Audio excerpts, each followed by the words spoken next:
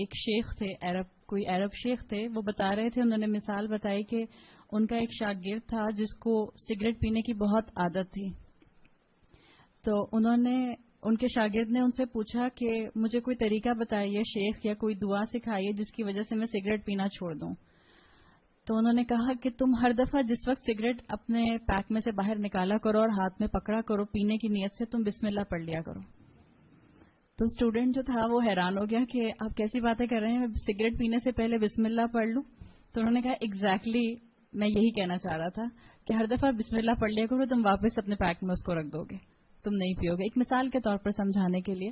تو ہم اس سے کیا سمجھ سکتے ہیں؟ مجھے خیال آ رہا تھا کہ ہم کم سے کم یہ کر سکتے ہیں کہ ہم اپنے آپ کو بچانے کے لیے بسم اللہ پڑھ لیا کریں. مثال کے طور پہ موبائل فون کا پکڑنا گناہ تو نہیں ہے، غلط کام تو نہیں ہے، لیکن ہم جانتے ہیں کہ موبائل فون ہاتھ میں پکڑنے سے ہم ولنریبل ضرور ہو جاتے ہیں.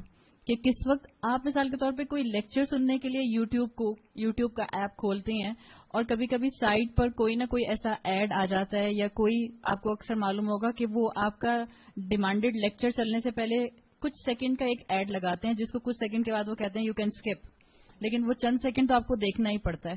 بعض اوقات بالکل نامناسب بھی ہوتا ہے اس کے اندر.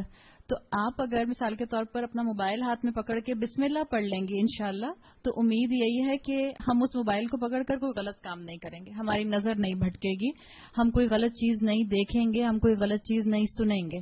تو یہ بسم اللہ کی برکت ہے جس کی وجہ سے انشاءاللہ ہم غلط کام سے بچ سکتے ہیں. اللہ تعالیٰ نے مجھے اور آپ کو یہ کلمہ اسی لیے سکھایا ہے تاکہ یہ زندگیوں کے اندر برکت لے کر آ جائے.